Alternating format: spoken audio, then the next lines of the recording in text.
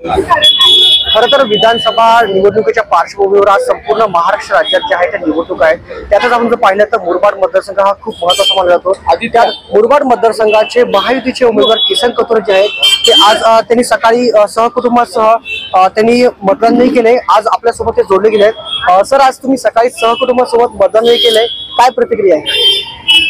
मुरबाड मतदारसंघामध्ये पाचव्यांदा मला जी महायुतीच्या माध्यमातून संधी मिळाली ती केवळ आणि केवळ विकासाच्या माध्यमातून मिळाली। माझ्यावर असलेला जनतेचा विश्वास आज खऱ्या अर्थाने जनतेने मला पुन्हा ही संधी देण्याचा निर्णय घेतलेला आहे आणि केवळ फक्त विकास याच भावनेने जनता माझ्या बरोबर जोडलेली आहे। मनापासून जनतेचे मी आभार मानतो। खरं तर तुमच्यासमोर महाविकास आघाडीचे सुभाष पवार हे देखील उभे आहेत आणि एकंदरीत पाहता तर नागरिकांचा प्रचंड प्रतिसाद जो आहे तो महायुतीला आपला पाहायला मिळतोय। तर नागरिकांचा एकंदरीत कशा प्रकारे तुम्हाला प्रतिसाद आपला पाहायला मिळतोय? ही निवडणूक माझी नाही, माझ्या जनतेची निवडणूक आहे। माझा मतदारच प्रत्येक जण आमदार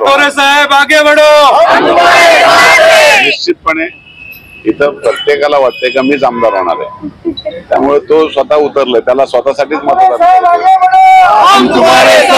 पाहिलं तर येत्या 23 तारखेला जे आहे ते निकाल जाहीर होणार आहे, तर काय वाटतं किती तुम्ही लीड घ्याल? डिपॉझिट वाचली ना त्यांची तरी बरं होईल।